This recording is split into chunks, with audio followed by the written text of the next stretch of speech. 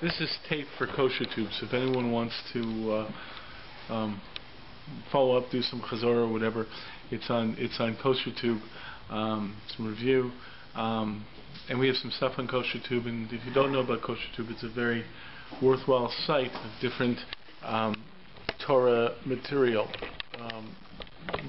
shirim from all over the world. Okay, am I okay in the? Yep. Okay. Anyways, what we want to talk about tonight is freedom of religion, a Torah perspective of freedom of religion. The reason I thought this would be a good topic tonight is because when everyone usually talks about Chanukah, this is Rosh Chodesh Kislev, then everyone talks about Chanukah being the holiday of freedom of religion, right? How the Jews fought for freedom of religion. So we in Nishma had this article that we distributed. I'm going to give everyone a copy. You don't mind passing this out. Okay, pass it that way and pass it that way. I'll keep one. It's actually Insight 5757 number 4. So it's from I guess 1997 number 4. It's called The Battle of Chanukah. And the Insight was actually written by myself and Rabbi Asher Turin. It's actually his insight, but he wanted to put my name on it as well. It's his idea, I should say. And Rabbi Asher Turin is the senior scholar in Nishma, very big Talmid Chacham. And we wrote this in response to an article by Rabbi Elise Goldstein, who is a Reform rabbi. And she wrote an article called "We Can't Let Maccabees Kill Hellenists Anymore," or basically, we Reform Jews cannot let the Orthodox persecute us anymore. And she basically said we can't let Hellenists, we can't let Maccabees persecute us anymore. Because if you look in the book of Maccabees, you find out that when the Chashmonaim actually won the war, they basically persecuted the Hellenists. Okay, the book of Maccabees basically says that if they found someone bowing down to an idol, they'd kill him. If they found someone who didn't have a bris milah, they'd give him a milah, whether he liked it or not. So the fact is that the Maccabees were not great supporters of freedom of religion. And the truth is that there was nothing new in that. The battle of Chanukah was not a battle for freedom of religion. It was a battle of my way or your way. We want my way. Okay? And the point is that in the American perception of Chanukah, and it's something else, I invite you, if you go to our website, nishma.org, there's an article I wrote about the remarkable thing about Chanukah and how Chanukah is really almost the most assimilated holiday of all the Jewish holidays, the most assimilated one. But the fact is that Chanukah is really like an irony, in the sense that it's been so Hellenized as a holiday. But the fact is that one of these ways is that how America took over Chanukah, and all these nice Americans say it's a battle of freedom of religion, and Yehuda Maccabee had no idea of freedom of religion, it would seem. He basically was saying, I don't want to be persecuted by you, I don't want your religion to be in charge, I want my religion to be in charge. And that's the way most people understand deep religion. Fact is, as Rabbi Turin points out in this article, okay, that the fact is that when the more traditional Jews were in charge, they weren't so persecuting. In the end, the Maccabees basically came down hard on the Hellenists because the Hellenists started with them. And the last line in this article basically says, okay, that we're not really in the end. Okay, the initial intolerance of the Hellenists provided the Maccabees the necessary path to battle, and the eternal Hellenists could not be allowed to then cry tolerance so that we can regroup our forces to attack you again. Fact is, there was some tolerance by the Maccabees at first, but when the Hellenists started coming down on them, we're not going to let you. We're not going to then listen to you saying be tolerant in order to let you come back and persecute us. There was an interesting. There's an interesting I constantly refer to. I may refer to it the last Chabura about the Nazis in Skokie, when the Nazi leader was when they all wanted to march in Skokie. I think that was the 90s also. The Nazi leader was asked by someone, you're arguing freedom of speech, but you don't believe in freedom of speech. So the Nazi basically said, listen, if you're stupid enough to believe in freedom of speech, then I'm going to take advantage of you. But me, if I was in charge, I'd never let this kind of freedom be allowed, to allow my enemy, spout his perception. And that's really what the Maccabees did in the end, when they basically said, we're not going to let our tolerance give strength to people who aren't tolerant in return. But behind that assumption in the idea, the article in Rabbi Turn begins with the idea that originally Jews do accept the value of tolerance. Okay? And the fact is that in a certain way, we Jews in North America have a great dilemma, because one of the things we have to, again refer to the Nazi, is I don't want to be in the same context with the Nazi. I don't want to sit there and say, oh, America's great, freedom of religion, yeah, great, freedom of religion. But if I was in charge, I wouldn't let you practice your religion. If I think freedom of religion is a very important value, and I'm benefiting from freedom of religion, then you're going to tell me if I was in charge, I'm going to ignore freedom of religion? Well, how do I deal with it in terms of that value? So the truth is that I'm not comfortable with that. And the fact is that we're all brought up to think freedom of religion is a very worthwhile value. Right? We think it's very nice, freedom of religion. We see over in Quebec, we like freedom of religion. Yeah. Is it that we see it, or the typical North American would see it as a important value, or I might put it under enlightened self-interest? Well, if I've been persecuted over time, it's in my interest perhaps to have... Right. There's no doubt that, as you say, enlightened self-interest, we benefit from free religion because of our own self-interest. That's what the question is, our own self-interest, but if we were in charge, we would basically sit there and throw it away. But the question is I think when we look at it, we're not looking at only as enlightened self-interest. I think there are people who do have that attitude of enlightened self-interest. However, I think that we feel there's a value in freedom of religion in North America. I don't think that most Jews who think about this, they say, hey, I'm glad that those guys give me freedom of religion to let me do my thing, but if I was in charge, I wouldn't let them do it.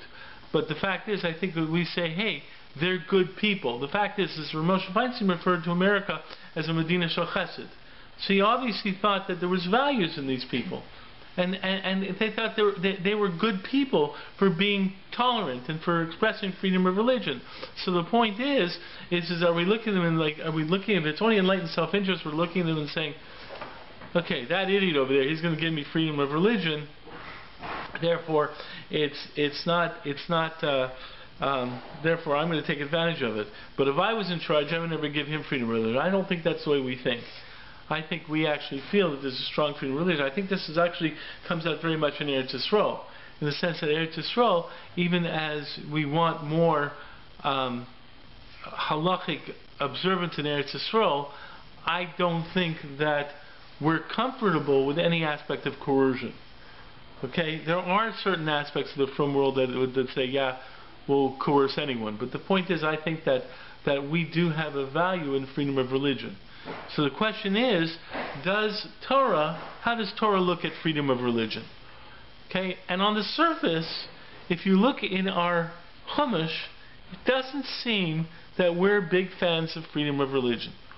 Okay, right? Because basically, throughout the Chumash, we're killing everyone, right?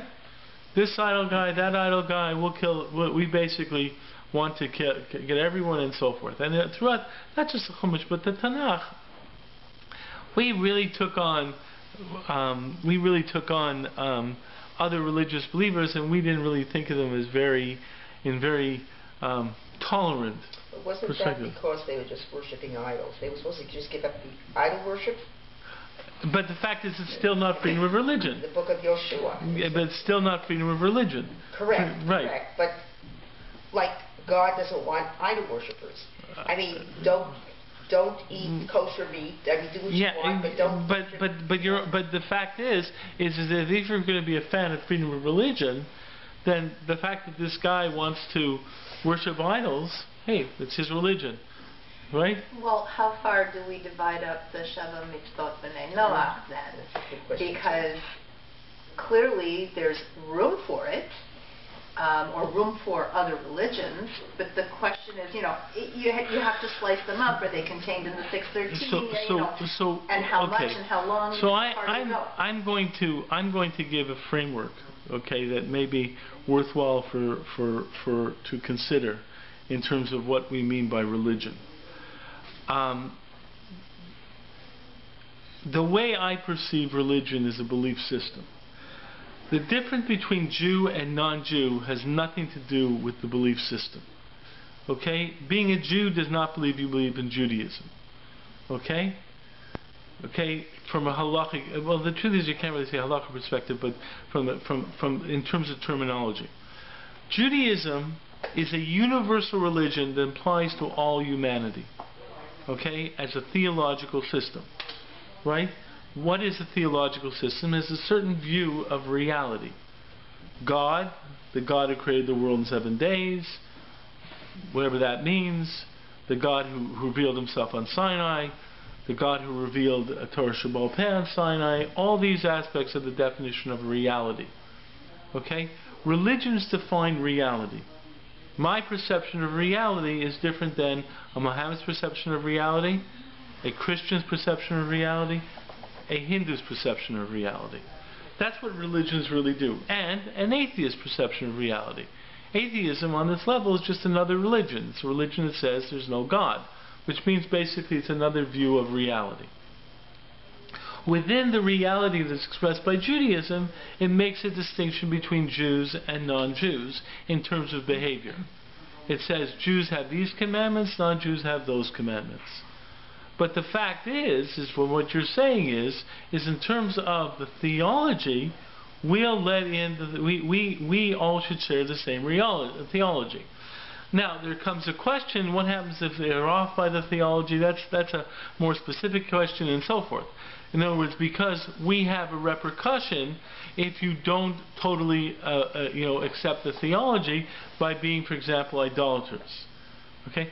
Then it seems to be that we're not very tolerant. And the truth is that Rabbi Michael Broid once wrote a whole article on this, an article on what the Jewish obligation is in terms of religion to the Noahide world. And he basically said most Rishonim basically see Jews do not have any obligation to impose Noahide law upon non-Jews. That is not what the Rambam says. Okay? The most easiest statement to find about the Jewish obligations to the world, the Rambam's language is Kofen Kol Bai Olam. You physically force the entire world to observe the 7 Noahide laws. Okay? Now, there's a Gra that says that's only in Eretz Yisrael, there's stuff like that, but the bottom line is, on the surface, it seems that Judaism is not exactly a very tolerant religion, because it doesn't accept people moving away from this definition of reality. You walk in and you say, well, we think there's Baal, this idol, whatever it is. Well, you disagree with my view of reality, and I'm not going to tolerate your view of reality. That's what religion is about. It's not about behavior. It's not about keeping kosher, not kosher. That's in terms of behavior. Like the Rambam even says it among Jews. Okay, the Rambam in the Ikarim, it's a very powerful statement at the end of his Ikarim. He says a Jew who sins is a sinner. It's a Chote Yisrael. But Chote Yisrael, Yisrael. Okay? However, if you don't abide by the Ikarim, by the 13 principles of the Jewish faith, okay, the Rambam's language is, and it's the end of the Ikarim, mitzvah lesono. There's a commandment to hate that person. And then he goes from there. Okay? If you don't believe in the 13 principles of faith, which basically takes care of 90% of the Jewish world today. According to the Rambam's simple language, he basically retracts that, he moves away from that statement, which we're going to get into by the concept of Nishma-s, which we're going to get into in terms of how we develop this concept of freedom of religion. But the fact is that religions present views of reality, And on the surface, religions basically say, if you don't abide by my view of reality, right, I have no patience for you or tolerance for you. Okay? Because you have a different view of reality. Okay? The point of freedom of religion is basically saying, hey, listen, we have two different views of reality. So you look at it this way, I look at it that way, but I'll live my life, you live your life, and it's okay. That's what freedom of religion really developed from. It was basically saying, listen, you have a different view of reality. You think it's good to be a vegetarian. You think it's not good to eat meat. I should have went both ways. You think it's vegetarian. You think it's good to eat meat. The fact of the matter is, it's good. Except for one little problem. If you're a member of PETA, okay, and PETA believes that, and you have to understand this, the concept and this idea that people who kill animals are as bad as Nazis because they're speciesists. Remember one guy used that term for me, racist, speciesist. What's the distinction between living beings? So you have living beings, so what's the difference between killing a cow or killing a human being? You know, hey, would you say there's something wrong with killing this being or that being, or, you know, so how do you define human beings different than cows? So the point is you're a speciesist, and therefore you are a terrible person, so we're not going to let you do your doing your killing of animals, and therefore you're going to have them fighting against it. So, okay, and that's where you start getting into issues. Now, what am I really getting at here? Religions define reality. The fact is that freedom of religion says, I'll let you abide by your reality and you'll let me abide by my reality. Okay? That developed out of Rousseau. Okay? Rousseau, Voltaire, the French Enlightenment, and then it moved over to America. There's still questions today whether Rousseau was an atheist or not. I spoke to someone who's a Rousseau scholar. He says there's no doubt in his mind that Rousseau was a theist. May not have been a really devout Catholic, but he for sure was a theist. Okay, when you get to the American founding fathers, there's a lot of questions whether they are actual theists or not. Voltaire would seem not to be a theist, therefore an atheist. He was an atheist. There's an issue about Thomas Jefferson, whether he was a theist or not. Thomas Paine clearly was an atheist, it seems. But the American founding fathers, theists or atheists, but the truth is freedom of religion works best if you are an atheist. Because if you want to believe in some hocus pocus, what do I care? Right? So you believe in that. But the reason you're able to believe in it is because it doesn't matter. And that's where freedom of religion really starts becoming tense. For example, does freedom of religion allow an individual to bomb the Via Rail or to plan the bombing of a Via Rail and say, I want to be judged by the Quran, which is happening nowadays? We're saying, hey, in fact it's your religion, that's fine. But once you get to a certain line, you can't argue freedom of religion. Take another case. A witness has a child. Doesn't want to give that child a blood transfusion. We'll sit there and say, I'm sorry, freedom of religion does not allow you not to give a blood transfusion to your kid. So what exactly is happening with those decisions? What we're saying is if you want to abide by a certain view of reality, fine. As long as it doesn't cross a certain line. Right? It affects the other person. Now, what's that line? What's the line you're talking about? The line you're talking about is where it's going to harm the other person. Okay? Now, the fact is, if you take that correctly, then you really understand why Torquemada absolutely didn't want to tolerate Jews in Spain. Right? And you understand why every Catholic who had any type of feelings of caring and concern for other human beings would absolutely want to snatch Jewish children out of any Jewish family's home. Because if you turn around and say, listen, I know you believe in this religion and you don't want to give a blood transfusion to your kid. Too bad, we're going to give that blood transfusion to the kid. Then you have to totally understand why every Catholic wanted to take the Jewish children out of Jewish homes. Right? Okay? It was totally correct for them to do so. And why is that? They were being harmed. Why were they being harmed? Because Judaism is the bad reality. Right. Because that kid's eternal soul will be eternally damned. So if you're going to concern yourself with, well, this kid will die if you don't give a blood transfusion, then I understand that. So therefore I should totally understand why, hey, I'm a Catholic. I really believe that if you don't, I don't know if the Catholicism believes this anymore, but I'm a Catholic from 1450. I really believe that if you raise your kid as a Jew, that kid's going to be eternally damned. I'm sorry, I cannot allow that child to be eternally damned. Talk about the eternal soul, right? The fact is that of course I'm going to take it away.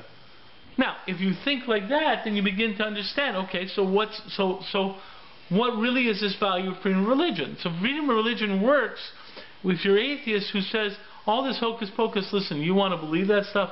There's nothing to do anyways, as long as you don't harm anyone in the temporal world. But once you get into real religion, and you start saying these things matter, then, hey, why am I tolerant? How can I be tolerant? Not only why, but how can I be tolerant? How can I allow people? Now, the truth is this is where you get an interesting aspect from the Jewish perspective, which Joyce was talking about before, that halachically, we argued that non-Jews who abide by Christianity or Islam were not violating the Noahide laws. So what occurred is that at that point in time, and that's a whole big argument, but it's not. It's the Ramah, it's Rav Yaakov Emden, it's the Meiri. Many Jews argued that non-Jews who believed in Christianity or Islam, and there are people today who argue that goes into Hindu, and it may even go to the Far Eastern religions as well nowadays.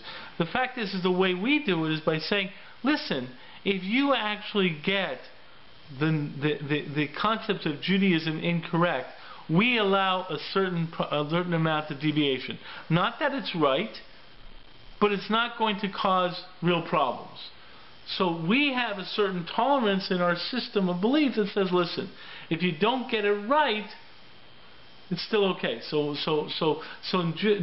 Jews who had tolerant views towards Christianity, Islam said, listen, they're making some mistakes, but it's not nothing to worry about. So they're basically getting okay, because within our religion, our view of reality, they believe in one God, and so that's okay. They got a good perception, but that's our view of the religion. But if they overstepped it, if they were believing in Baal, that's not good, because that deviation is not accepted within our religion. So that's one aspect of freedom of religion from a Jewish perspective, that we allow, I'm talking in terms of non-Jews, a certain amount of deviation. You mean because they're monotheists? As they're monotheists. Mm-hmm. Okay, and because the fact that they make mistakes does not mean that the mistake is totally problematic. So we inherently have a greater allowance for tolerance, because our system of reality says, listen, if some people get it wrong, we allow for a certain amount of deviation. In other words, it's almost like, it's like the criminal system. A guy who commits murder gets life imprisonment. A guy who runs a red light gets a speeding ticket, or gets a ticket. We're the same way. We're not saying that you're right. We're saying, listen, you get a ticket. That deviation is a ticket, so we don't have to, we can let it go, right? But the fact is, it's a different form of. That's because our view of reality allows a certain amount of deviation. And we don't entirely let it go. If that ticket can cost you hundreds of dollars. Absolutely. Really so the truth is that this attitude, this is not freedom of religion. This attitude basically says we allow for certain types of deviation. Okay, so the fact is we're not going to get all uptight but especially I'm talking in terms of the Noahide system, is that Jews were able to be more tolerant to Christianity because our theology, our religious system, allowed for a greater amount of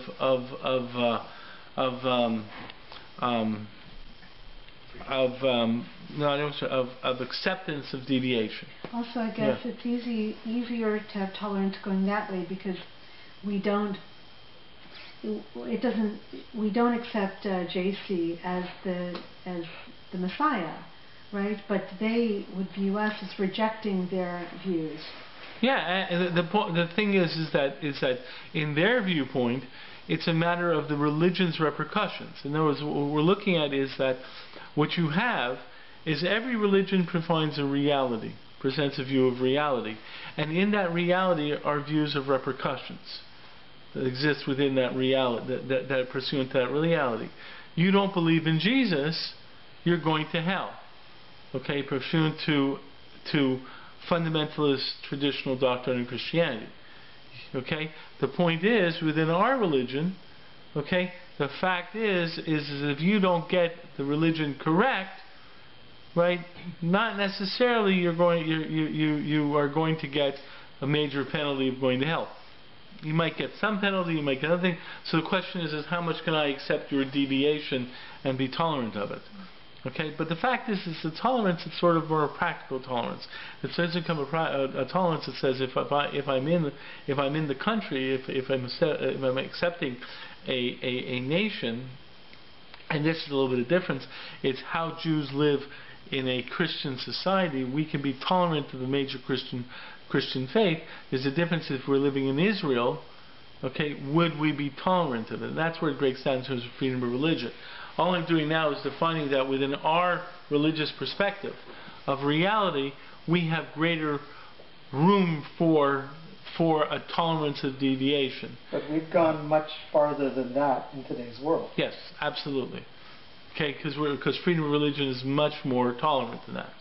Okay, freedom of religion is not just saying we accept your deviation. Freedom of religion is basically saying we'll let you do your deviation. And that's the big difference. Okay? But we're also saying, to a large extent, that we'll accept your deviation. We'll also modify our expression of our religion to accommodate you. And that's also going to be some of an issue in Israel and so forth. Okay, especially in Israel, right? So the question is where does that come from? In terms of this is not the full value of freedom of religion. I'm just giving a structure of understanding the perspective. A religion defines reality. That's what religions are about. Okay? And you have conflicts between this reality. The question of freedom of religion is, how much do I tolerate your differing view of reality? So I'm giving some structure within Judaism that vis-a-vis Noachites and so forth, there's a certain amount of allowance for deviation because greater than you would find in fundamentalist Christianity, because the repercussions of the deviation are not as adamant and as strong. But that doesn't mean you accept the deviation, which is your point, is that wait a second, freedom of religion is much more accepting of deviations. And I think especially in the context of Chanukah, we have to separate out attitude towards non-Jews and attitude absolutely. We haven't gotten to Jews yet. We haven't gotten to Jews yet. I'm just saying there's the non-Jews. Okay, but the thing that I'm pointing out is that freedom of religion inherently has a limitation. Every view of freedom of religion basically has a limitation. We're not going to let a person, the via real guy who wanted to, the guy who wanted to have a terrorist act against the Via Rail, he's not going to sit there and say, I was just following my religion. My view of reality says it was a great deed for me to try and bomb all these people. Well, I'm sorry, I'm not going to tolerate your view of reality. Okay, so the point is that in every society there's a limit on how much I will allow your view of reality to have a voice. And it's defined by the effect of that.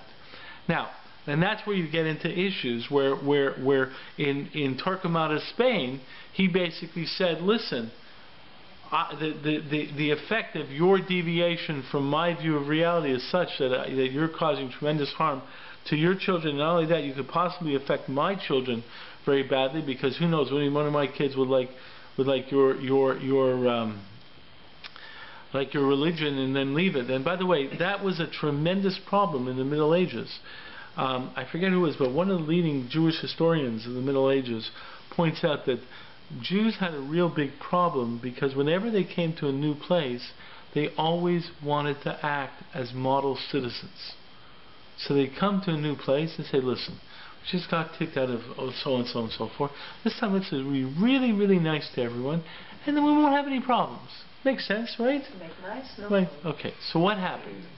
So what happened is they moved in, and the next door neighbor was a nice non-Jewish woman who had nothing to do with them, because the priest is telling him don't have anything to do with the Jews. And this non-Jewish woman goes into labor, okay, and she's in labor and so forth and so forth. The next door neighbor is a Jewish midwife, comes over and says, "Listen, I'm here. I'll help out. I'll do whatever I can." She's remarkably helping out, so forth and so forth. Then she takes the kids home, and she says, "Listen, I'll help you out, take care of the baby, I'll help out with the kids." What a remarkable neighbor! And this non-Jewish woman's looking and saying, "Gee whiz, this woman, she's Jewish and she's such a nice person. Took care of my kids. I wouldn't have made it through the labor without her, right?" So what does she do? She goes back to her priest, and she says to her priest, "Hey, I don't get this.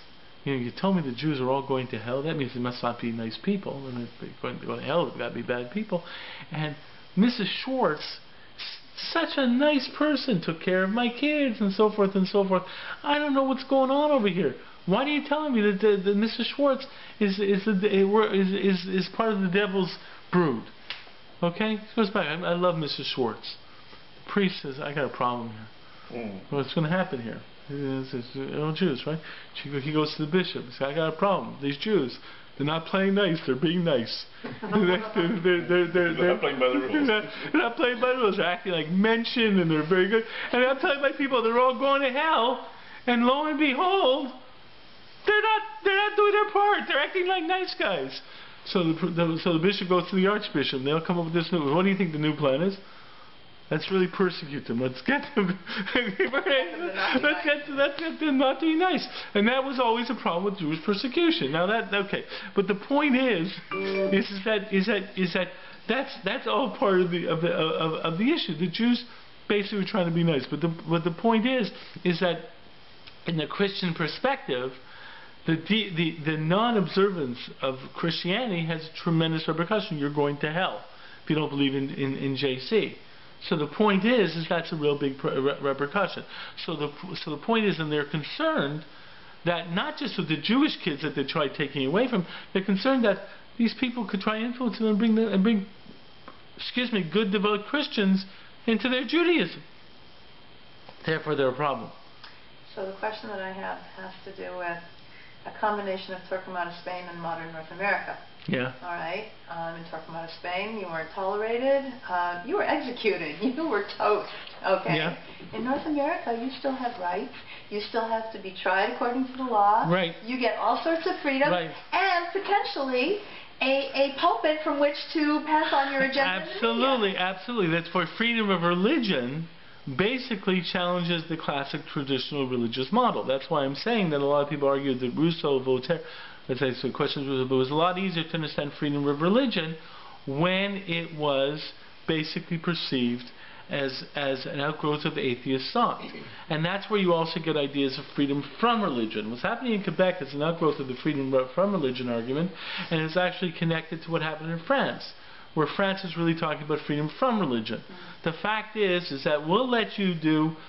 You want to be this. You want to do that religion in your own time. You want to play tennis, go play tennis, but not if you're going to harm other people. And we're going back to basic definition of harm, and so forth and so forth. That's a limitation of freedom of religion. We want the societal working good, and that societal definition coming from an atheist perception of the physical reality of the functioning of society.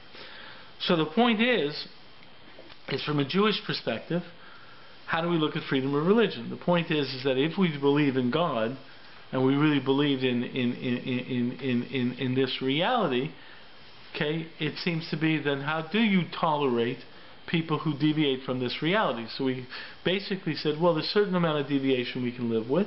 They're monotheists and so forth and so forth. But it seems from the Chumash that if they're going to be deviants to the extent of actually doing idolatry, we're not going to be very tolerant of them also.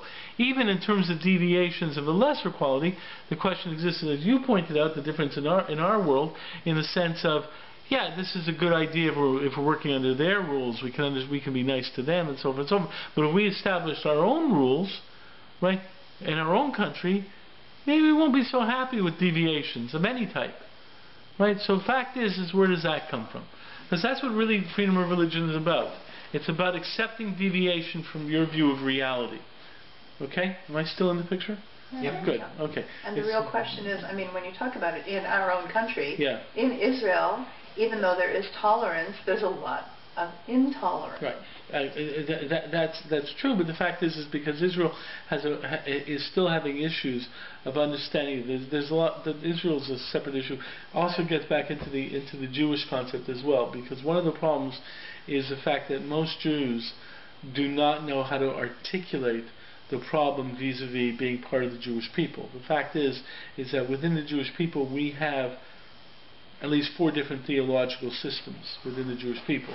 And we're all thinking it's one theological system, and there's 4 different theological systems within the Jewish people, and we're not willing to talk about this. There's actually something I read once where the Reform movement was actually offered their own chief rabbinate in Israel. Okay? Okay, they actually offered their own chief rabbinate. Okay, and you might think it was the Orthodox who said no, but the fact of the matter is the Reform who turned it down. Because the Reform want to be perceived as one Judaism. Okay, and the fact of the matter is they didn't want to be a sect. Okay, therefore they said we don't want our own chief rabbinate. But the truth is theologically they really are a different theological system because they have a different definition of reality. Okay, and the fact is Jews aren't really accepted. But you have the same problem within the Orthodox world. Is when Orthodox individuals talk of, like if you heard me when I spoke about Rabbi Elise Goldstein, I'm being respectful to Rabbi Elise Goldstein, who's titled Rabbi, same way as you have a titled doctor, there's a medical doctor, a doctor of philosophy, right? There's a doctor of music, right? You go to a medical doctor for medicine. You go to a doctor of music for musicology. If you ask, or physics, right? I'm not going to go to a medical doctor to ask me to explain, nuclear physics, right? The same way, I won't go to a nuclear physics doctor to ask about medicine. Okay, there might be some overlap or whatever, but the fact of the matter is, no one's willing to understand this. Let's say in terms of the rabbinate. Everyone talks about it. I know within the Orthodox world, they talk about the rabbis out of Hebrew Union College for the Reform movement, and they'll sit there and say, yeah, what does he know from Yeridea? It's like a joke. Never learned Yeridea, never learned halacha, and so forth and so forth. That's true. So I'd go back to someone like that and say, yes, true. And do you think you could be a rabbi within the Reform movement? What do you know about Franz Rosenzweig or Martin Buber? And the guy was reading yeshiva, you say, who? Moish Buber, is he the shrechet down the street? I mean, the fact of the matter is that the fact is that it's 2 different systems. A rabbi from Hebrew Union College is a degree. It's a degree of rabbi within Reform Judaism, and the study is of Reform Judaism. It's not the same as my degree. My degree of Rav is different than that degree. Okay, now the truth is I was once in the Hill House in, I think, Brooklyn College. This was back in my days at YU, and we had a Shabbaton in the Brooklyn College, and I walked into the Hill director's office. We were there for Shabbos, all over the place. We walked into the Hill director's office, and on the plaque was his ordination from Hebrew Union College, Yori Yadin Yadin. At that point in time, I got upset. What is it? Yori Yadin Yadin. Yori Yadin Yadin are forms of halachic smicha. Yori means you have the right to practice, you have a right to answer shalos of this if I had to. That's a standard rabbi title. Yadin means you can answer questions of monetary law. Okay? I would be very, very upset if let's say, a PhD or let's say a doctor coming out of musicology gave a degree that said MD, Doctorus Medicus, or whatever it is, right? I think I would sit there and say, wait a second. You want to call the guy doctor, fine. But don't tell me he has a degree in medicine when he really only studied music. So the truth is I was very upset about it. It was very funny because I went back to Ottawa and I spoke to the guy who started the Reform Temple in Ottawa, and I said, listen, you want to abide by the religious beliefs of Reform Judaism, that's another issue. But when I saw that Hebrew Union gave titles Yori Yadin Yadin, I was really upset, and he agreed with me. It was very interesting because he's like, you're right. Don't call a doctor of musicology an MD. What does his degree say? What? The guy you spoke to in Ottawa. No, he was just a layman. He just was a businessman. He started the reform movement in auto. But is Hebrew Union College even entitled to confer those? That's the reform. Hebrew Union College is the Reform Theological Center. Every Reform rabbi basically has a degree is a rabbi from Hebrew Union College. That's the Reform Theological College. And so by them they're considered Muslim. No, that's the whole point. The fact is that when you talk about it, they're not paskening. I mean, a very fundamental aspect of Reform Judaism is you don't pasken. See, the fact is that's what really upsets me is that know the theology. Okay, know Reform Judaism theology, and you understand that Reform rabbis don't pasken. They advise, they don't pasken. Okay, because at the essence of Reform Judaism is the fact that people are to make their own decisions. It comes out of the religion of reason. It comes out of the aspect of autonomy. One of the essential aspects of Reform Judaism is its value of autonomy. Nasa the Nishma is not a good Reform concept. Okay, I heard one Reform rabbi basically say the Jews should have said Nishma v'nasa. Okay, that's a higher madrega. Now, there's a lot of issues in that. There's very deep philosophical issues and so forth, because it gets into the whole issue of autonomy.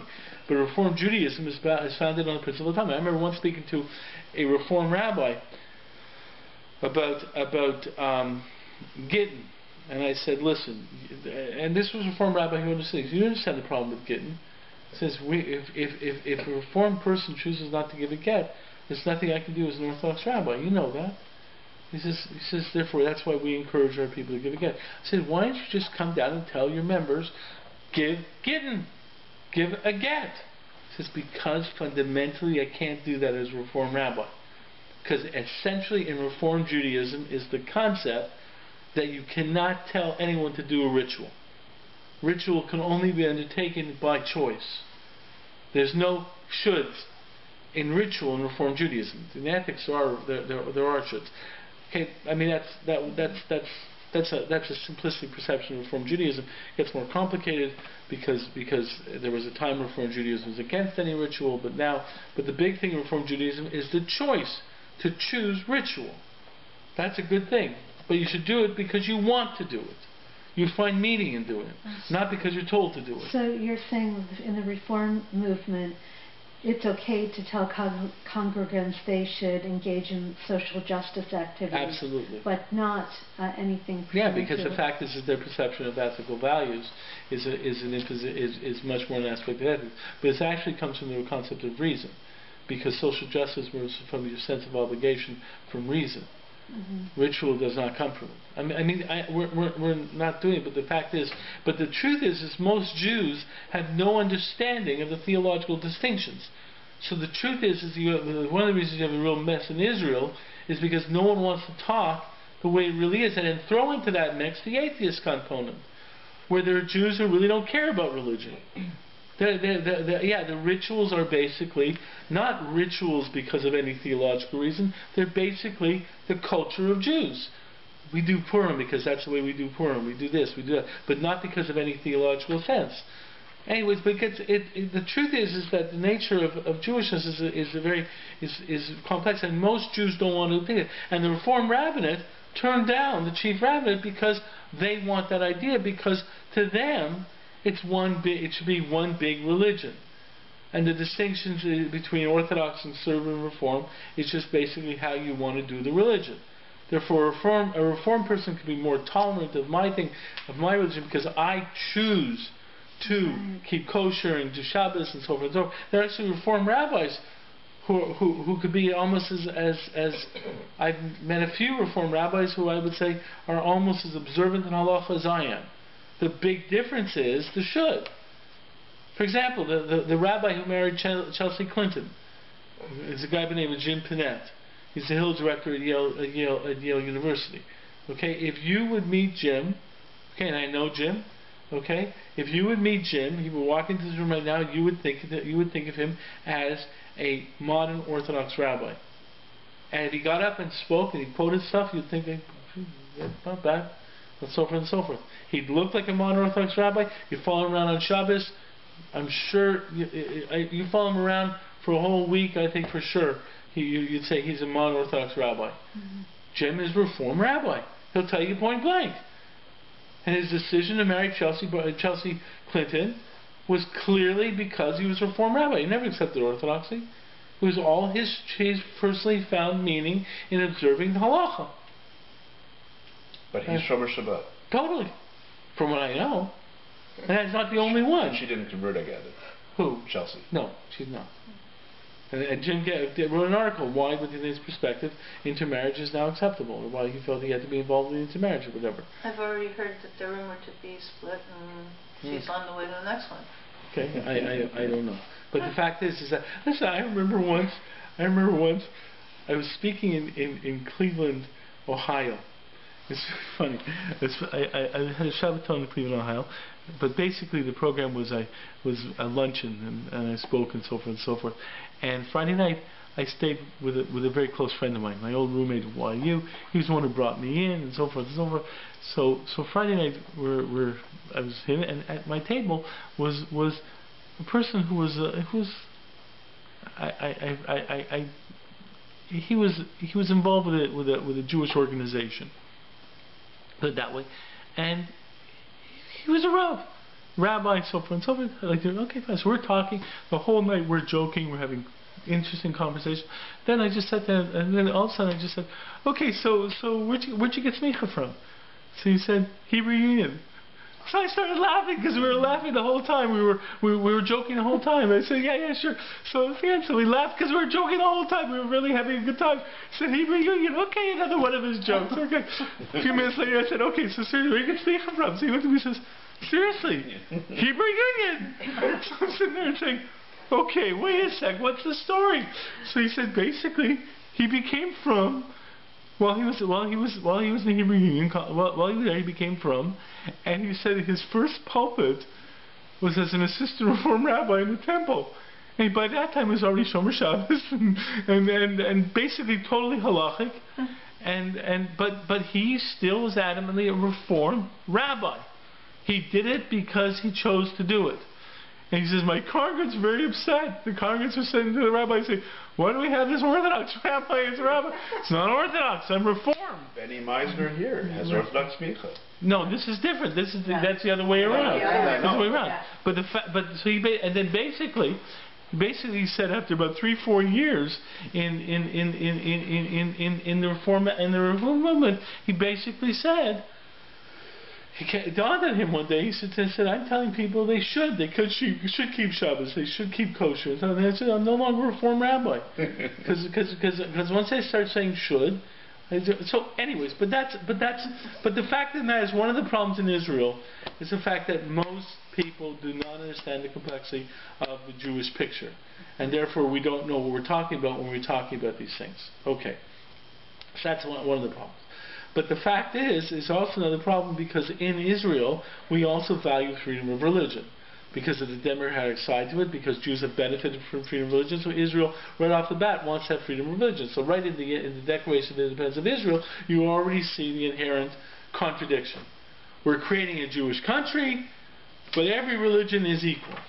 Well, how can you have a Jewish country if every religion is equal? By definition, you are making a distinction of this group. Not everyone is equal. So the truth is but we have, if you read the Declaration of Independence in Israel, the conflict is already there. But that's because Jews believe in freedom of religion. Because we've benefited from it. So we don't want just, think of it as a light and self-interest. We actually feel there might be a value in it. So the fact is that's what leads really to the issue. How do we look at this freedom of religion? So what I've done is I basically constructed the issue here. Freedom of religion from the North American standpoint is basically you do your thing, I do my thing. As long as your thing does not impose upon my thing, we can live together. Yeah. Which means that there's a limitation on my religion in terms of what I'm allowed to accept in my belief in terms of feeling imposed upon by you. So the truth is, if I am a really devout fundamentalist Christian who's really concerned about my kids being affected by the Jews down the street, freedom of religion basically says, I'm sorry, but you have to live with the Jews down the street unless you live in some area where there aren't going to be anyone, where for some reason Jews aren't there, and you don't have to worry about that. Okay? So the point is that we basically we had a certain allowance for not being affected by this. But if you're going to kill me because of your religion, then I'm not going to allow it. We have limitations on freedom of religion. So the fact is, and therefore we do impose, and therefore we also extend that. We will not allow you to impose your religious beliefs upon your children to the extent that your children will die because of it, vis-a-vis blood transfusions. Okay, that's when you start getting issues with Mila. That's when you start getting into issues with Shechita. Wait a sec, practice freedom of religion, but not if it's going to hurt animals because it's our value that you should be hurting animals. Okay, so that's where you get into the issue, but it's actually a value fight. Hey, wait a second. Hey, your religion cannot overstep what I think to be a value. Okay, and you can't hurt your children. So that's why in circumcision always becomes this issue in terms of you hurting the children. So the fact is that as long as doctors say you're not hurting the children, basically we're going to let the parents make decisions, because parents make decisions for children. We're going to be very reluctant to take away a parent's right. But this is where you start getting into complexity. But within Israel, it goes beyond that. There are no anti-proselytizing laws. The Christian missionary wants to proselytize. Yeah, but let's get to Israel. Okay, I first want to define what I think to be the halachic understanding of free religion. Then we can take it there to Israel. The fact is how do we look at this from a halachic perspective? Because I'm talking. You want to create a halachic perspective. How do we, from a halachic perspective, how do we look at freedom of religion? So what I've defined now of freedom of religion from the North American perspective is that if you have your mishigas, because you believe in it, I'm going to let you do your thing, as long as you don't hurt me. Okay? That's basically it. I'm not going to be offended by you doing your thing as long as it doesn't impose upon me. Now, the reason I say that is that idea is basically saying that I will accept freedom of religion regardless of any reason for you accepting your values. You abide by freedom of religion because it's your mishigas. Okay. There was a case once I believe in California, where there was a Christian scientist, a couple, who had a child who was dying of meningitis. Okay? Now, I actually saw this on LA Law. I had a whole series where I looked at LA Law things and said, okay, what will do the halachic answer to this and so forth. This was an LA Law case where the couple did not take their child to the emergency, and when they finally took their child to the emergency, it was too late and the child died. So the couple was being charged with negligent parenting, whatever it is. What occurred is the final verdict was that the mother, who actually was the one who took the child to the emergency room, right, was found guilty. She could not scream freedom of religion, because in the end, she didn't abide by her religion.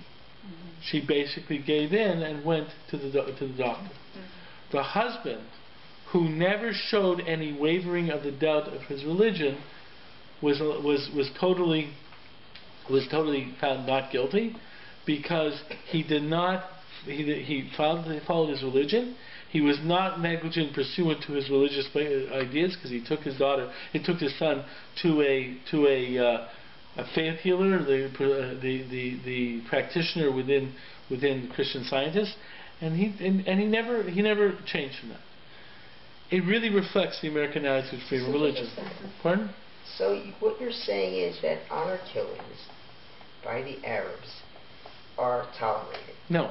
The fact is honor killings the fact over here is that the parent acted pursuant to his... I understand that, but in a different case. But that wasn't murder, though. No. Lack of action and a positive action are two Right. different things. Right. The fact is... Mission versus Right. home. Yeah, that's true. Richard said, But the fact is that in that regard, the child, that this was a child. It's an interesting question in terms of honor killing of a child, even that would be not acceptable because of the fact that you're not thinking in the best interest of the child. The parent has an obligation. You're pursuant to your view of reality, you're acting in the best interest of the child.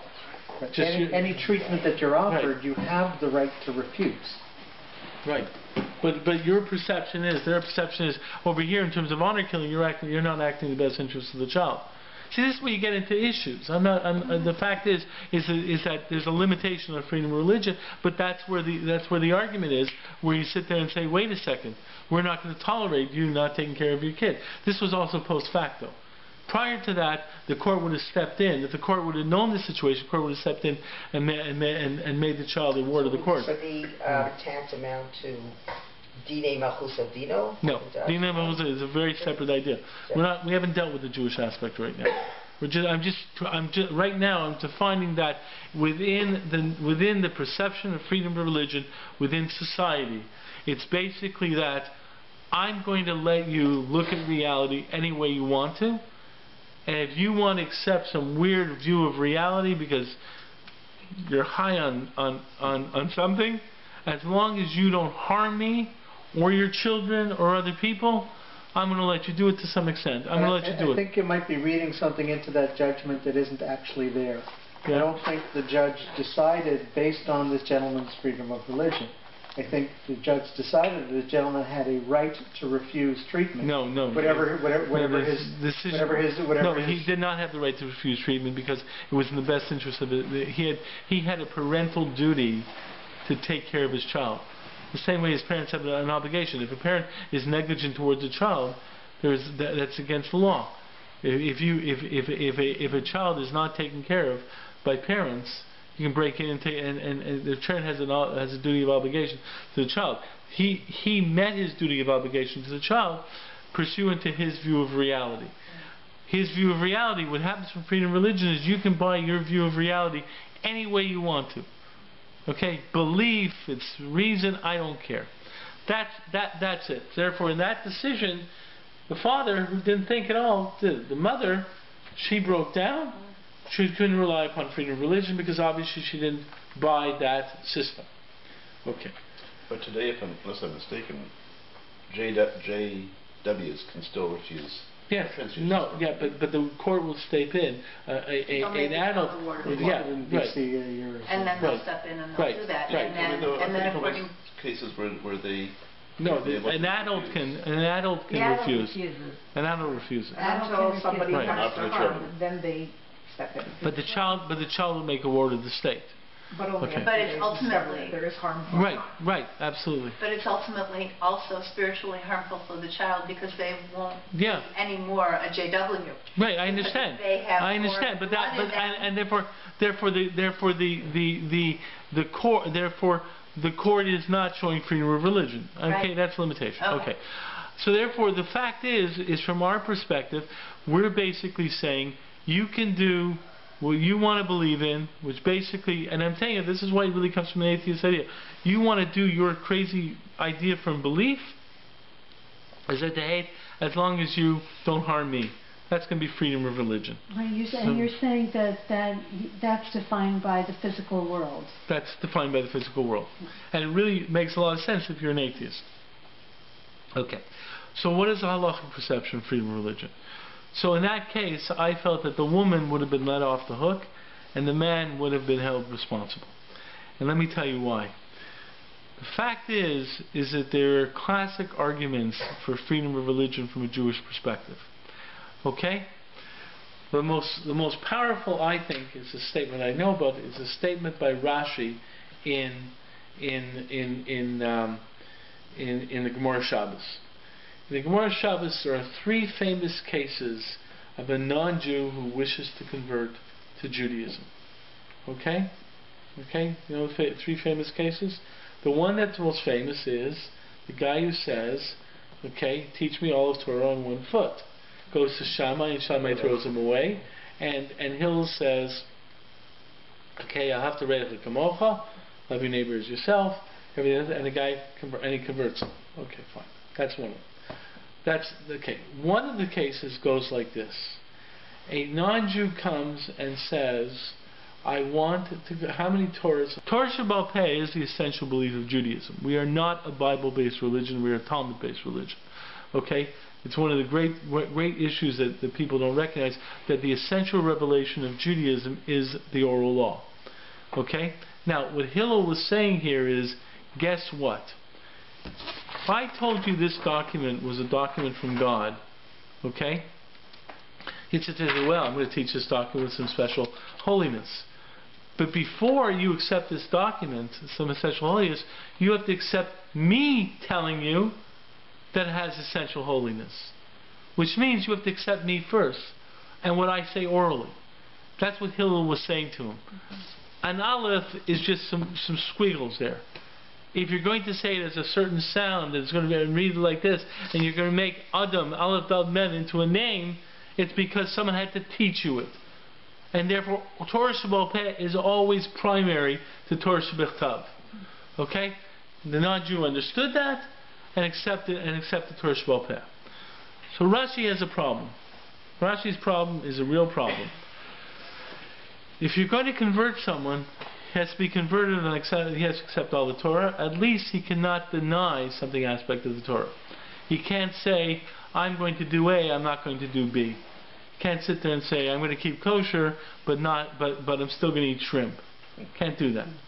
If a person says, I believe in Torah Shebechtav, but I'm not believing in Torah Shebaal Peh, how can he accept the whole Torah? Certain aspects of the Torah is only oral. So the person basically has to be denying the halacha. Okay? So Rashi says, so Rashi asked that question. Okay? How can he accept him by saying he doesn't accept Torah Shebaal Peh? So Rashi makes a very powerful statement.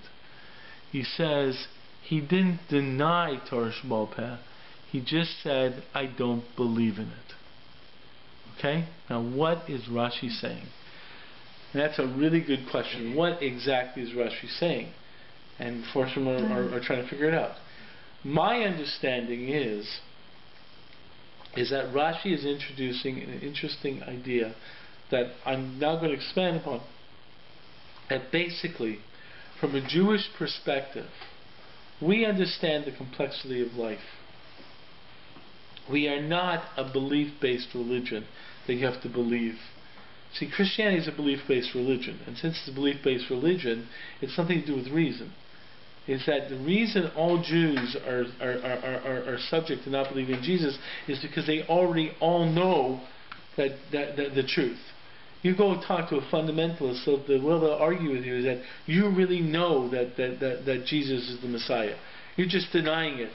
Your devil's trying to make you deny it. Just relax and you'll see the truth. Because they believe it's within you.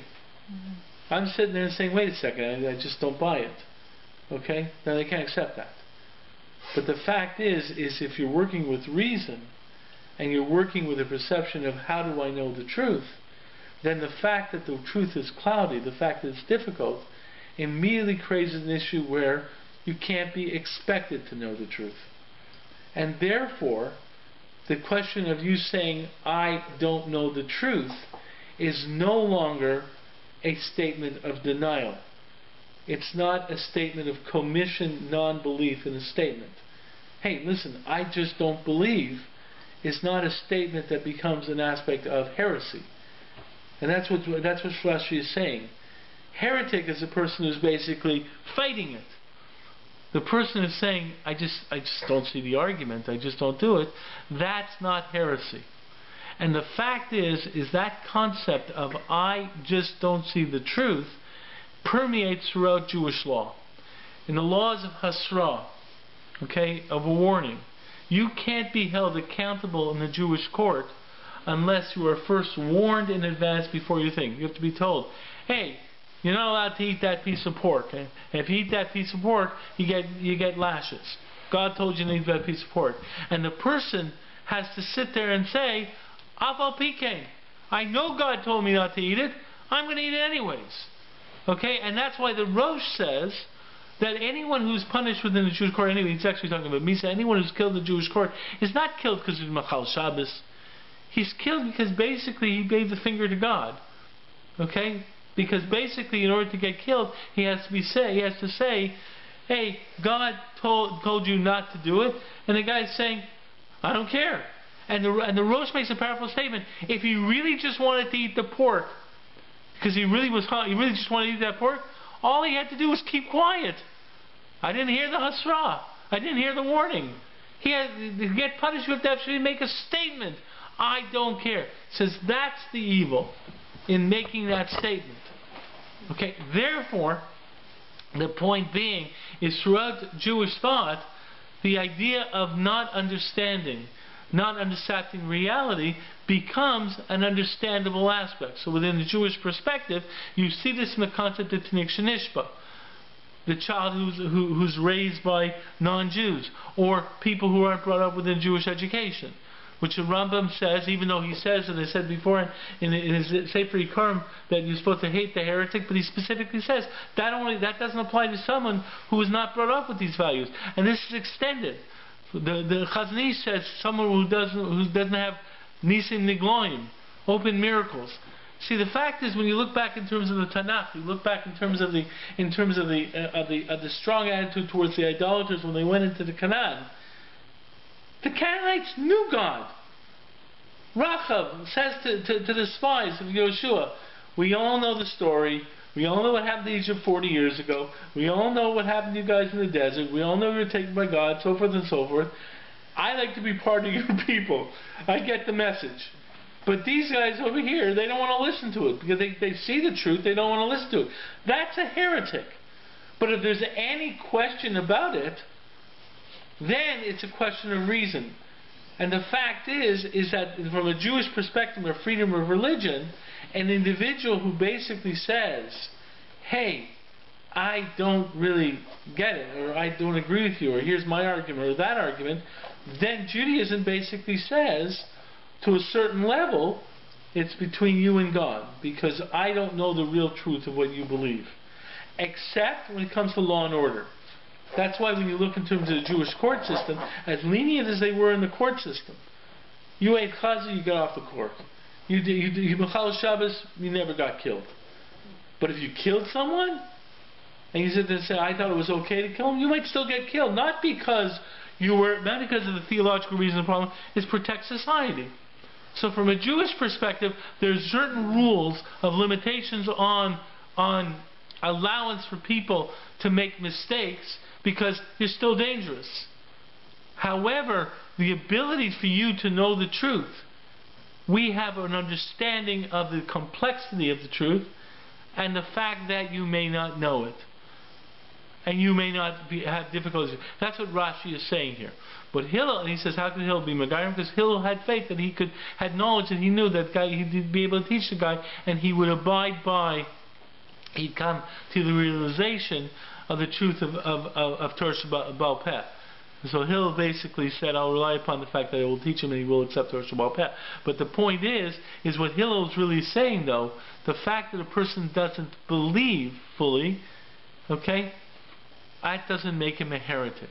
A heretic, a person who denies the religion, who basically challenges it as a heretic, who really should know better, okay, but is really fighting not to know better, that's a problem. But the person who does know better, the fact is I believe, and so forth, there's a certain amount of leeway to say, listen, okay, the fact I don't believe is not necessarily a challenge to a heretical statement.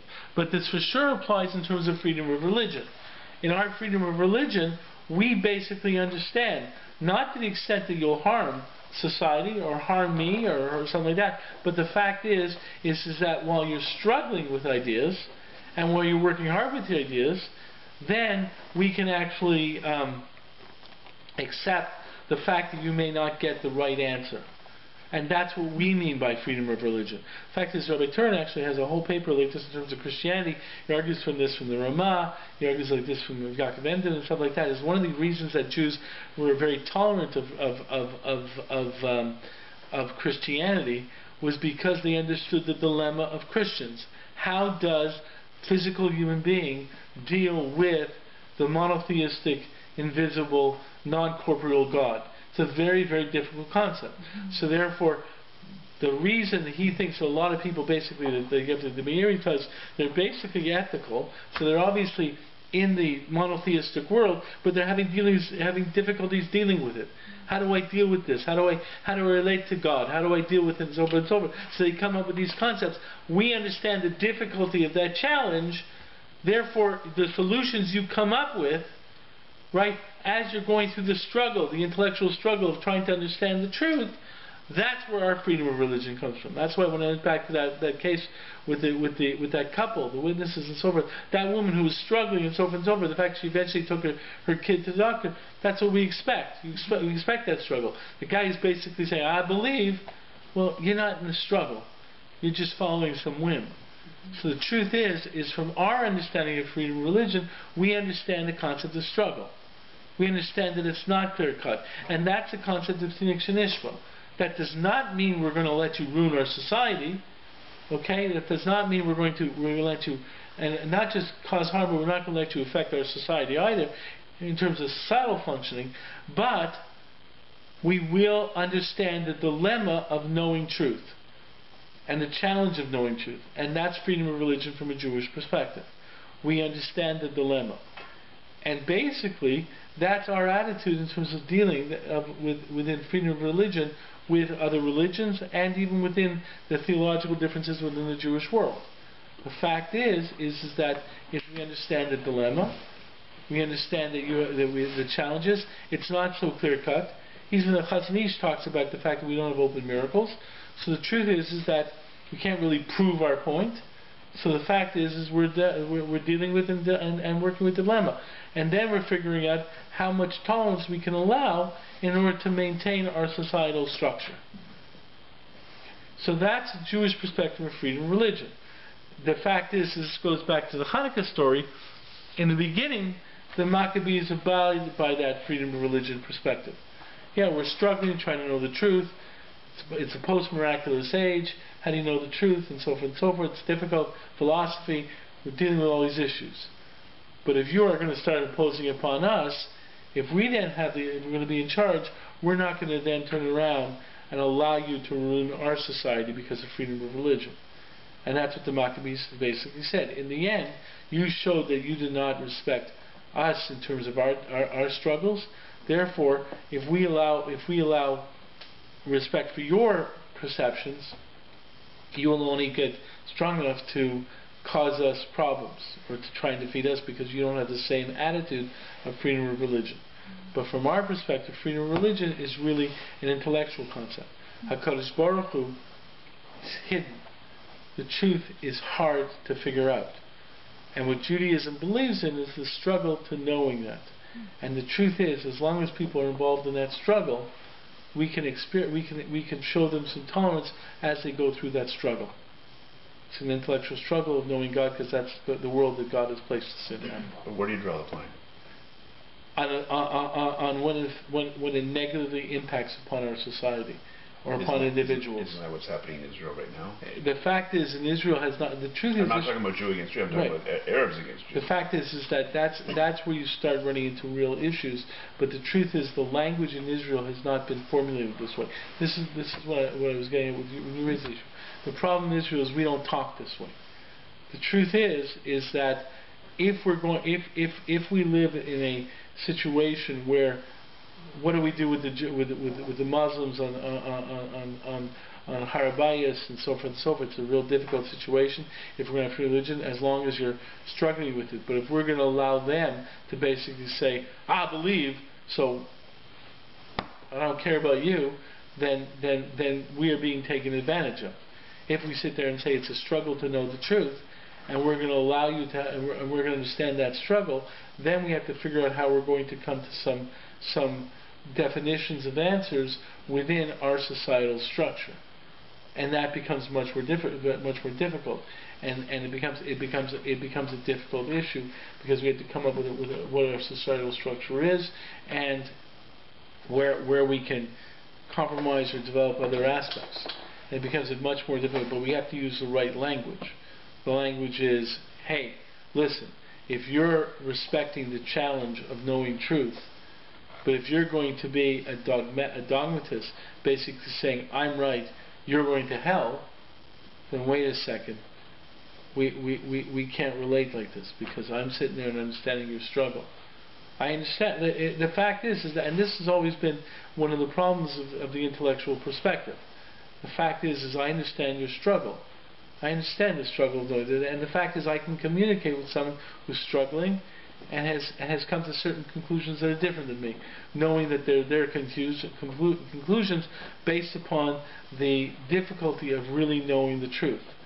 Then we can work out ways of trying to relate together.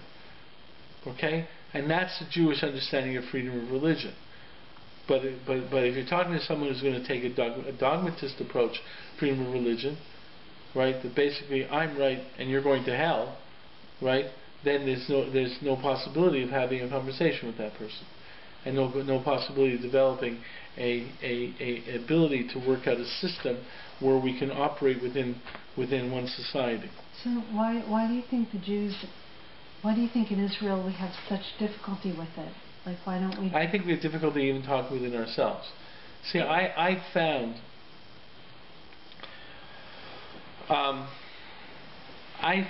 any Reform rabbi, for example, who understands the issues, I can have a very worthwhile conversation with him. I don't play God, he doesn't play God. I'm not going to judge any person Kalpei Shemaya. Okay? I don't know his background. I don't know where he came from. It's a Kadosh Baruch Hu's cheshbon. It's not mine. Right. Okay? I don't say anyone. Someone comes up to me and says, this classic joke among fundraisers. Go up to someone who's all his kids are intermarried and so forth, and say, listen, you can promise him Olam Haba. Just put your organization in the will and you get Olam Haba. Say, listen, I'm not making any promises like that to anyone, because I'm not in charge of Olam Haba. Okay? The fact of the matter is that fundraisers should do that. There are people who are very, very nervous about the next world, especially if all the children have intermarried. So they go up to them and say, listen, you just give a donation and you get Olam Haba. I don't know anything about Olam Haba. Okay? So the fact of the matter is I don't judge anyone. Okay? Reform rabbi, I'm not going to judge a Reform Jew. I'm not going to judge. That's it. In my perception, I think that their theology is incorrect, but that's my perception. But I'm not going to judge that person. Okay? That's Kalpei Shmaya. But the fact is, I'm able to talk with that person. Listen, the world is complex. We don't have it. You have your arguments. I have my arguments, and so forth and so forth. But you have to understand my arguments. I understand your arguments. And if we both understand perception, I've always had worthwhile conversations. He understands that, that there's halachic limitations, right? And I'll sit there and say, listen, as far as I'm concerned, for example, I would sit there and say, listen, I totally agree from your perspective that let's say this limitation on women doesn't make any sense. And he says, yeah, and I totally understand from your perspective why that limitation on women is totally necessary. So how are we going to work on it? Well, obviously, I can't impose my position on you. You can't propose you. So how are we going to work on it? So the fact is that type of dialogue, the problem in Israel is that no one understands that. They're not willing to talk from truth. Okay, of really understanding, hey, listen, let's talk from your perspective, my perspective. Then also bring in the atheist perspective, bring in the Haram perspective, bring in the nationalistic perspective without religion whatsoever, and so forth and so forth, cultural. Then you really have to start dealing with issues. Don't forget, it's an uphill battle. You're fighting against basically British civil law, which is what Israel has imposed. Right, and Israel has come from British civil law as the next step, but it's also because the reason they did that is because it's very, very difficult to come up with a halachic answer to a lot of issues. But like when you sit there and talk about and the issues aren't so simple. They're complex issues. You know, I remember when I was in Eretz Yisrael many years ago, hearing a guy who was not religious say how unfortunate it was that he couldn't have the buses run on Shabbos. He has one night off a week. He wants to go out with his girlfriend, and the only night he can go out and have a nice time, and the buses don't run. He said, I don't have money for a Sheirut. What do you want from me? You know, and I understand your dilemma. But if you let the buses run, it would create a different issue. But if you're able to talk it out, then you understand the issues and the difficulties and stuff like that. But the fact is that what occurs is I heard someone else having an argument. How can you talk that way? It's unkadesha. It's just kadesha. The fact of the matter is you're talking from your frame of reference, and someone doesn't share your frame of reference. That's not going to create dialogue.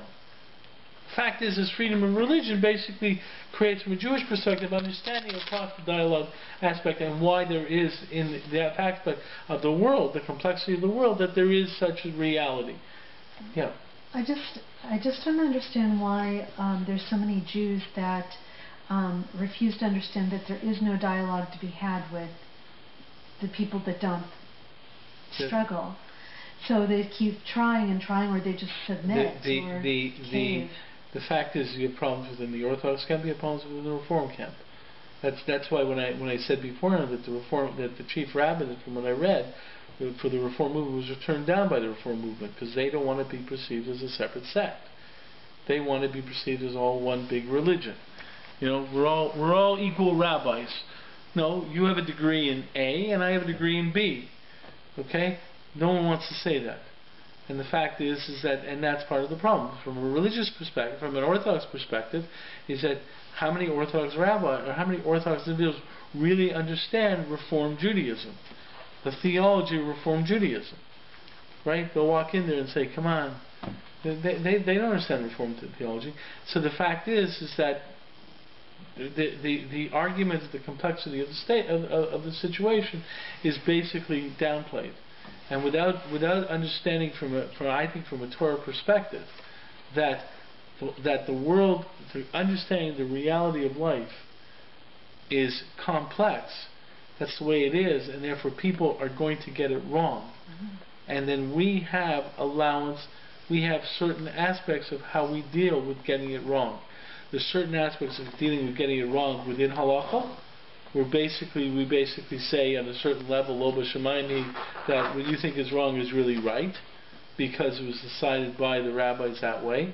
But on the other hand, there's certain things that are not lo b'shamayim, but still they're getting it wrong. But the fact is that you bring in the complexity of the situation. One of the big things about Torah is the complexity, and you see it also from our world today. There's a trend among many people to try and go to more faith aspects of I had it's interesting, on our blog we have a blog called Nishma-s, which basically is a new blog that we started that puts out different Divrei Torah on the Parsha. It's worthwhile going to. It's called Nishma-s blog, and we have sometimes more, sometimes less, and I just put up one for this week, written by the person who runs our blogs, Rabbi Walpole of Teaneck, and he pointed out a real problem in terms of Yaakov, that when he learned in Shem Be'aver, looking at Yeshiva Shem Be'aver, there's a Rashi that says, or most people understand that he didn't sleep for 14 years. Whereas in Shem Be'aver, Yeshiva Shem Be'aver, as Rashi says, he didn't lie down to sleep. So someone heard a Dvar Torah that Yaakov didn't sleep for 14 years. Says that's not what Rashi says. Rashi says he didn't lie down to sleep for 14 years. What does that mean? He said he never had a Shinei Keva, he always had Shinei Arai, which means he didn't have a set sleep, he always fell asleep. Now the truth is, what's the difference between the two? If he never slept for 14 years, it would be a magician, a miracle, a remarkable, he'd be like a Hasidic story, right? Other things. If he didn't go to sleep for 14 years, didn't lie down to sleep for 14 years, which meant he fell asleep in his chair, he slept for 20 minutes, he slept for this, which, by the way, they say the same thing about the Satmar Rav, Rabbi Teitelbaum, who passed away in the 70s, Zatzal, who, even though everyone gets all upset because he was real kanai for right wing and anti-Israel and so forth, but he's a very big Talmid Chacham, they said the only time he ever went into bed was on Friday night. In fact, there's a famous story where there was a gadol, one of the gedolim lived in this, went down to Florida. I forget which gadol it was, and he, in the room where he stayed, the chambermaid came by and said, you're a big rabbi, but you know that rabbi that used to be here? I never made his bed except for Friday nights. That's the only time he actually went to bed. It was real Teitelbaum. The fact of the matter is that, and now you're saying that's what Yaakov meant. What does it mean? Not some magical thing. It meant he was so much of an ascetic, so much of a smada, that he basically stayed in the base medrash, and he fell asleep. He fell asleep in his chair. He grabbed a nap, and then he kept going. That's a very different perspective. Most people want the magical, whoa, hocus pocus, type of story. The fact of the matter is, I'm personally more impressed by the stories that are human being type stories. The stories of a person who I can understand it, and so forth. That's one of our problems in the world today also. I think people want that magical, and therefore they have the answer. I've got the truth, and this is the truth, and people want to rest. People want an absolute concept. I have the truth, and I don't have any questions, and I want truth. And the fact of the matter is that in our world today, there's no simple ability for us to absolutely know the truth. It's basically a challenge, and the Kodesh Baruch Hu wants to do the best job we can of trying to understand it. And as long as we do that, then we can understand people we disagree with.